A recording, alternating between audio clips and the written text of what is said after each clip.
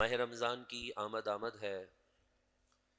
تقریباً 11 سے 12 دن کا یہ وقفہ باقی ہے اور پھر مبارک مہینے کی ابتدا ہوگی۔ اس مہینے میں اعمال کا ثواب دگنا کر دیا جاتا ہے، لیکن جہاں اسلام نے ماہ رمضان کی تقدس اور اس کے احترام کا درس دیا ہے، وہیں اسلام نے باہمی محبت اور اخوت کا بھی عظیم پیغام عطا کیا ہے۔ لیکن مسلمانوں کی آج کی جو گفتگو ہے اور مسلمانوں کے آج کے حالات اس قدر بہرہ روی کا شکار ہیں کہ ایک دوسرے سے لڑنے کے سوا مسلمانوں کے پاس کوئی کام بچا نہیں ہے، اور لڑائی کی اور حسد کی، برائیوں کی اور جھگڑے کی جو سب سے بڑی وجہ ہے وہ ہے ہماری زبان۔ اگر آپ اور میں آج کے اس مختصر سے درس میں درس اصلاح معاشرہ کے اس عنوان پر اگر میں اور آپ اگر اس بات پر غور کر لیں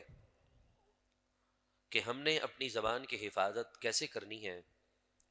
تو ہمارے لیے رمضان المبارک کی بابرکت جو پرنور ساعتیں ہیں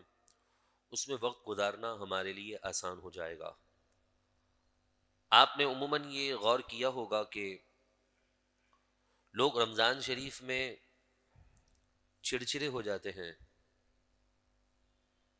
شروع کے اوقات میں، یعنی جب دن کا وقت چڑھ رہا ہوتا ہے تو اس وقت کنٹرول اور کچھ اپنے اعصاب پر قابو ہوتا ہے تو برداشت کر لیتے ہیں۔ جیسے جیسے وقت گزرتا رہتا ہے، ظہر اور پھر اس کے بعد عصر کا وقت قریب ہوتا ہے، تو اعصاب پر کنٹرول انسان کھو بیٹھتا ہے اور لڑائی جھگڑوں کی طرف اتر آتا ہے، اور ساتھ میں ایک جملہ ضرور کہتا ہے کہ بھائی مجھ سے بات مت کرو، میں روزے سے ہوں۔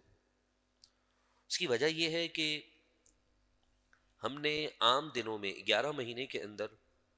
اپنی زبان پر کنٹرول نہیں رکھا ہے۔ اگر میں اور آپ اپنی زبان پر کنٹرول رکھیں، اپنے اعصاب پر قابو پا کر رکھیں اور اپنی طبیعت کے خلاف کام ہو جانے کو ہم جو ہے وہ اچھے انداز میں دیکھیں، تو یقیناً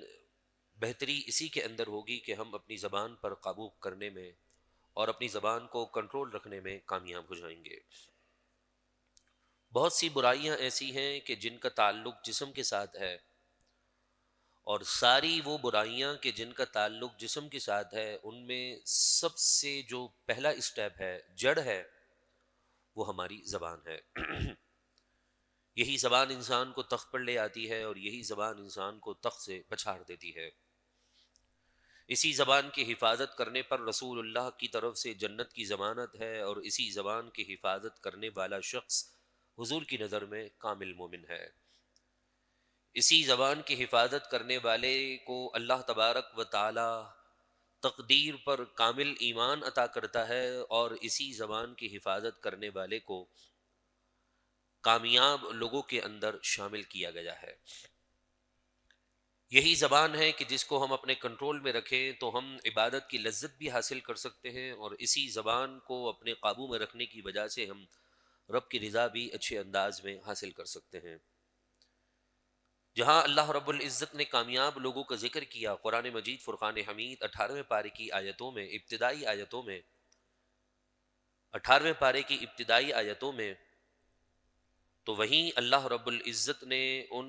کامیاب لوگوں کی صفات میں جو دوسری صفت بیان کی، وہ یہی بیان کی کہ والذین هم عن اللغو معرضون، کامیاب وہ شخص ہے جو بیہودہ باتوں سے اپنے آپ کو دور رکھتا ہے۔ مسلمان کی زندگی تو اتنی مصروف زندگی ہے کہ اسے فجر کی ٹینشن ہو، ظہر کی نماز ادا کرنے کی فکر ہو، عصر کے لیے وہ بے چین ہو، مغرب کے لیے اس کا دل جو ہے وہ بے قرار ہو کہ میں نماز مغرب ادا کر لوں، پھر عشاء کی نماز ادا کر کے سکون حاصل کرے، اور ابھی کچھ لمحہ گزرے نہیں کہ پھر اسے نماز فجر کی فکر لاحق ہو جائے۔ ایسی مصروفیات زندگی کے اندر تو انسان کو تو فرصت ہی نہیں ہے کہ وہ فضول اور لایانی باتیں کرے، مگر افسوس کہ ہمیں ان چیزوں کی فکر نہیں ہے، تو ہم صرف اور صرف دنیا کی فکر میں ہیں۔ جب دنیا کی فکر میں ہیں تو ہماری زبان ہمارے کنٹرول سے باہر ہو جاتی ہے۔ کون کون سے طریقے ہیں کہ جس کے ذریعے سے ہم اپنی زبان کو اپنے قابو میں رکھ سکتے ہیں، اور زبان کو قابو میں نہ رکھنے کی وجہ سے کتنے نقصان اٹھانے پڑتے ہیں، آئیے ہم سماعت کرتے ہیں۔ امام غزالی رحمۃ اللہ تعالی علیہ فرماتے ہیں کہ مسلمانوں کو چاہیے کہ زبان اللہ تبارک و تعالی کی قدرتوں میں سے ایک ایسی قدرت ہے، اور عجائبات صفات الہیہ میں سے ایک ایسا عجیب نمونہ ہے کہ گرچہ دکھنے میں تو یہ گوشت کا ٹکڑا ہے،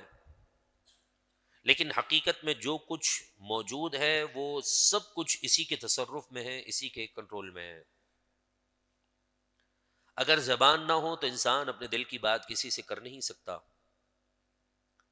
زبان بے لگام ہو جائے تو انسان کی عزتیں تار تار ہو جاتی ہیں۔ یوں سمجھ لیجئے کہ زبان انسان کی عقل اور انسان کے اپنے ضمیر اور دل کا نائب بن جاتا ہے، کہ اس کے انسان کے دماغ میں جو ہے، دل میں جو ہے، جو انسان کا ضمیر چاہ رہا ہوتا ہے، وہ اپنی زبان کے ذریعے سے وہ سامنے والے کو ان تمام باتوں کے بارے میں آگاہی دے دیتا ہے۔ مزید مزید حضرت امام غزالی رحمۃ اللہ تعالی علیہ فرماتے ہیں کہ انسان کے دوسرے اعضاء بھی اللہ رب العالمین کی طرف سے بہت قیمتی ہیں،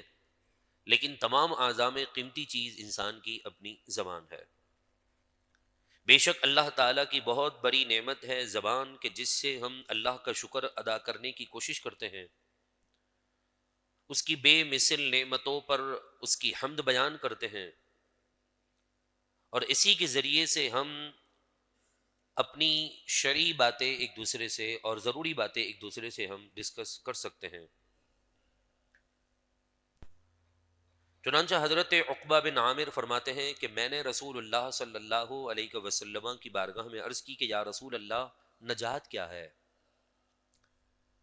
پیارے آقا علیہ صلاۃ والسلام نے فرمایا، اپنی زبان کو بری باتوں سے روکے رکھو۔ حضرت سفیان بن عبداللہ سے مروی ہے کہ ایک مرتبہ میں نے بارگاہ رسالت میں صلی اللہ علیہ وسلم میں عرض کی، یا رسول اللہ، آپ میرے لیے سب سے خطرناک اور نقصان دہ کس چیز کو قرار دیتے ہیں؟ غیب بتانے والے نبی نے اپنی زبان کو پکڑ کر کے اشارہ اس کی طرف کہا کہ اے سفیان بن عبداللہ، میں سب سے زیادہ خطرناک چیز اس زبان کو سمجھتا ہوں۔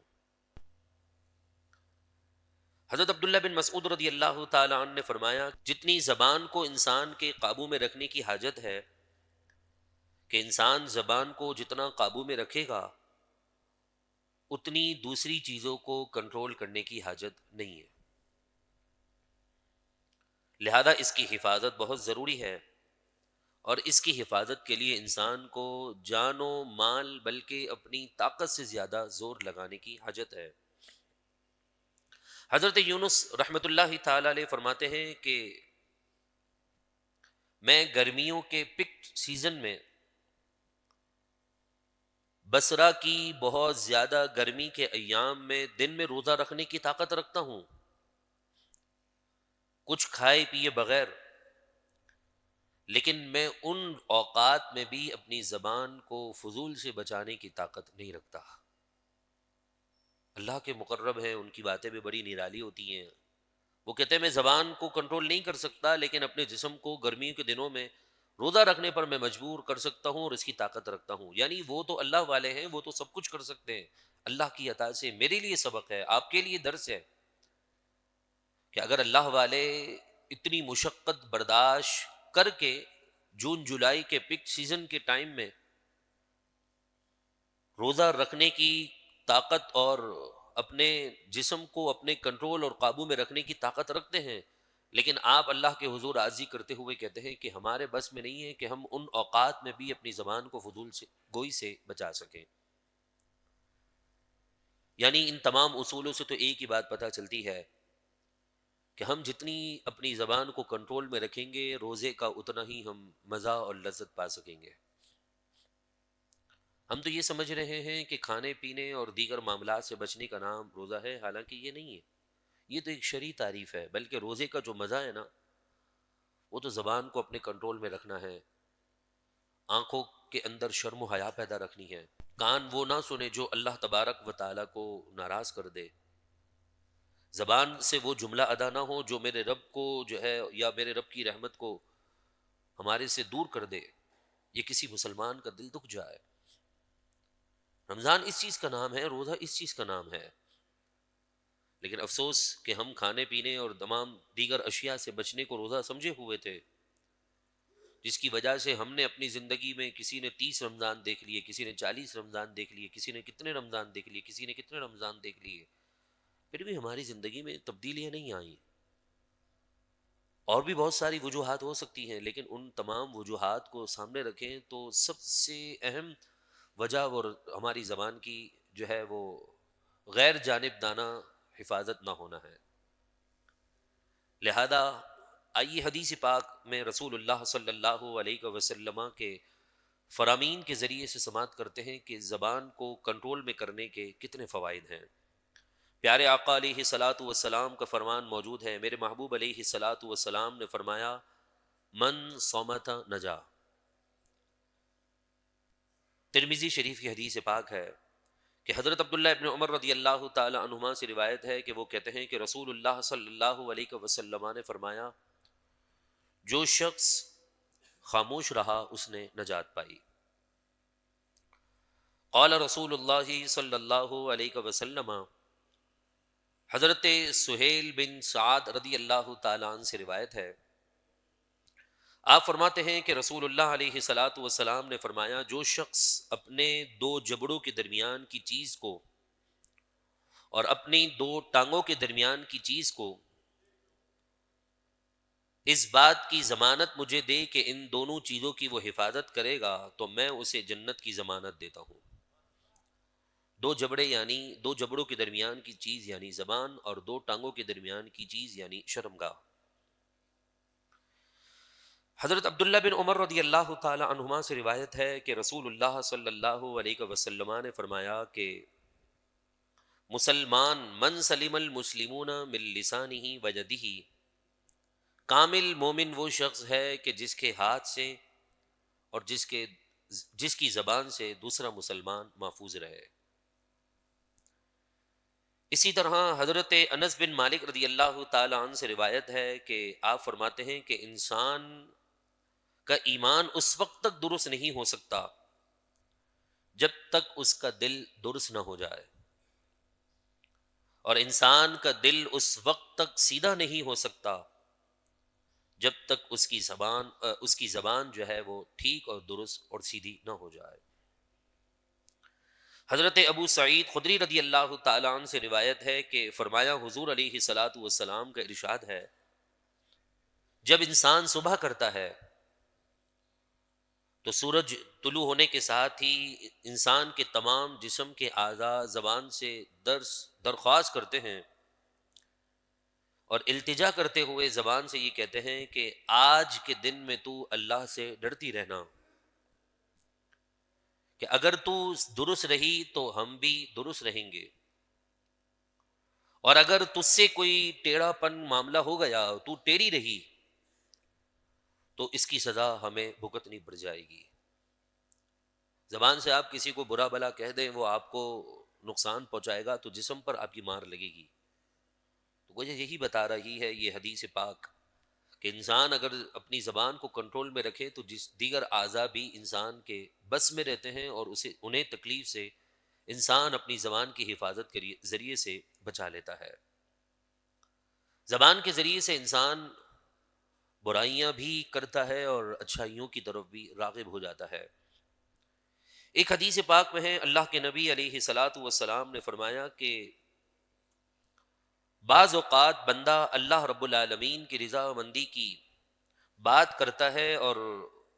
اس بات کی پرواہ نہیں کرتا کہ لوگ ناراض ہوں گے کہ راضی ہوں گے، اس سبب سے اللہ تبارک و تعالی اس کے درجات کو بلند فرما دیتا ہے۔ ایک اور حدیث پاک میں ہے رسول اللہ علیہ الصلاۃ والسلام نے فرمایا کہ حضرت ابو ہریرہ سے روایت ہے کہ جو اللہ اور آخرت کے دن پر ایمان رکھتا ہے تو اسے چاہیے کہ وہ اچھی بات کرے،